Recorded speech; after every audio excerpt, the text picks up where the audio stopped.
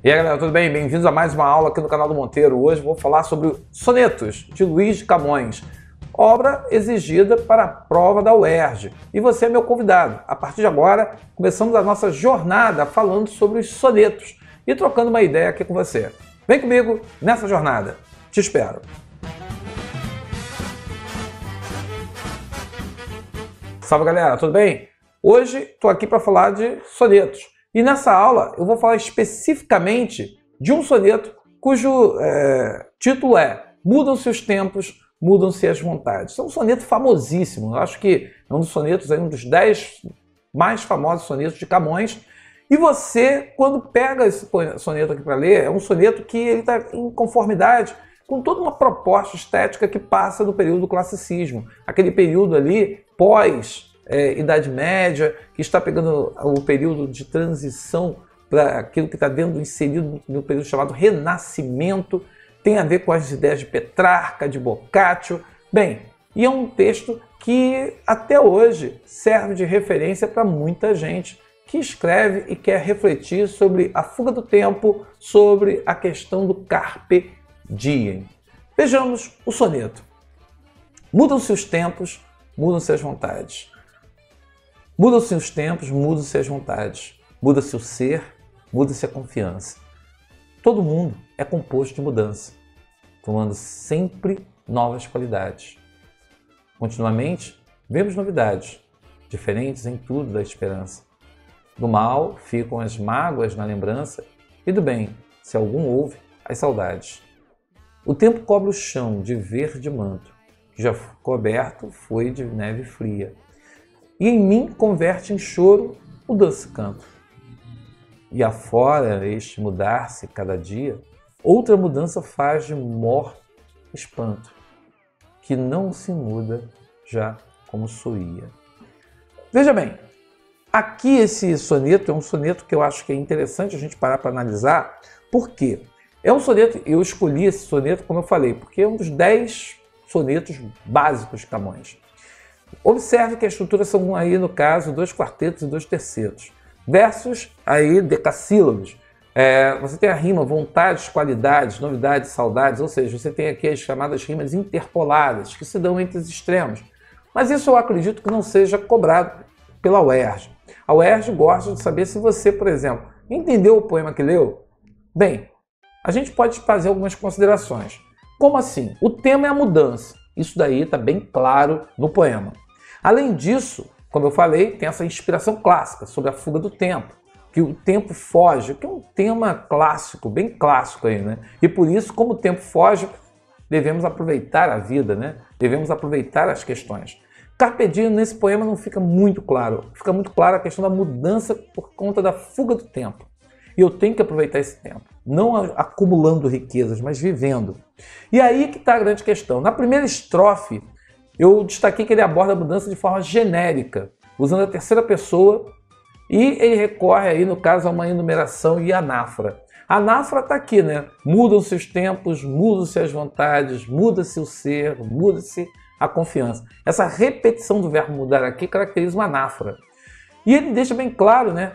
Mudam-se os tempos são mudados. Mudam-se as vontades são mudadas. Veja bem, há uma ideia de passividade por parte, no caso aqui do sujeito, e isso é muito interessante, né? Porque a confiança é mudada, o ser é mudado. Não é, as coisas vão mudar não do jeito que eu quero, mas as coisas mudam sem o nosso controle, sem a nossa previsão. Quer dizer, todo mundo é composto de mudança, tomando sempre novas qualidades. Então todos nós vamos mudar, vamos ficar barrigudos, carecas, ficaremos aí, no caso, menos atentos ou mais atentos, ficaremos mais esperançosos ou mais desesperançosos. Cara, as mudanças acontecem, elas vão acontecer. E aí é uma questão da universalidade, né? É uma forma genérica de abordar que, independente das nossas vontades, a mudança está aí, ela vai acontecer. E isso daí, ele continua na segunda estrofe dizendo, né? Continuamente vemos novidades. Então as novidades, elas são contínuas. E aí ele usa a primeira pessoa, né? Ele bota o vemos. Eu, assim como vocês, eu também veremos que as novidades estão aí acontecendo sempre. Diferentes em tudo da esperança. Então não é bem aquilo que a gente esperava que vai de repente acontecer. E do mal ficam as mágoas. E do bem, então você tem aqui uma antítese, né? O mal e o bem. Do mal ficam as mágoas da lembrança, ou seja, do mal você vai ter aquilo que ficou na memória, aquilo que você, de repente, teve decepções. Do bem, se algum houve, as saudades. Quer dizer, talvez nem tenha existido. Então aqui essa antítese é explorada nessa segunda estrofe. E aí, por que eu estou chamando a atenção da questão da anáfora lá na primeira estrofe, a antítese da segunda, a percepção de que é genérica na primeira, na segunda que já é uma coisa mais pessoal, porque eu acredito que seja em cima disso que a UERJ ela vai cobrar de vocês e ela vai esperar, e ela espera que você perceba.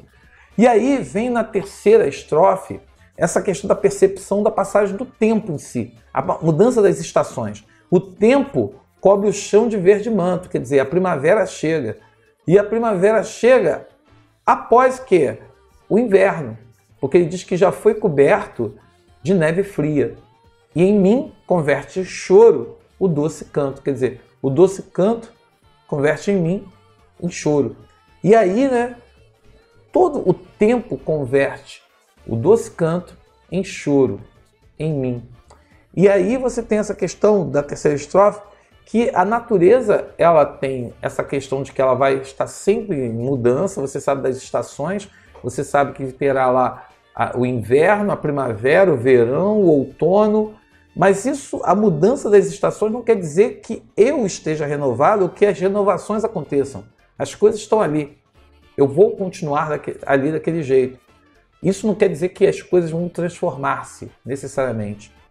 E afora este mudar-se a cada dia, ou seja, tudo vai se mudar, tudo vai se transformar, outra mudança faz mole espanto, que não se muda já como soía. Ou seja, a única coisa que a gente tem que ficar, o que se conclui aqui, é que tudo muda, inclusive a mudança. A mudança está em constante transformação, em constante mutação. Então aqui nós temos uma tese que se apresenta na primeira estrofe, quer dizer, que a mudança está presente em tudo, quer dizer, o tempo muda, as vontades mudam, a pessoa muda, a confiança muda e todo mundo vai estar presente nessa mudança. E ele coloca isso de uma forma, como eu falei, genérica. No segundo estrofe, ele já tem uma questão mais pessoal, particular, né?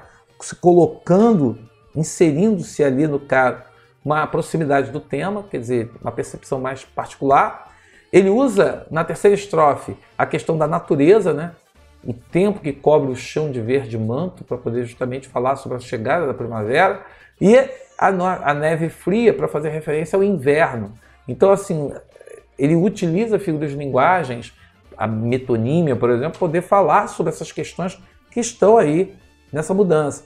E, por fim, a conclusão, aí entra a conclusão do soneto, dizendo que tudo muda, inclusive a mudança, ela mesma, ela está sempre se transformando. E nem sempre a gente vai ter as mudanças que gostaríamos. É um poema fantástico, muito bem escrito, como todo poema de Camões, mas eu estou falando rapidinho aqui, eu cobrei esse poema no simulado, coloquei essa questão lá para vocês discutirem, então espero que vocês tenham gostado desse poema, que é um grande poema de Camões. Até a próxima aula e a gente continua conversando, porque são muitos sonetos para muito pouco tempo. Até lá!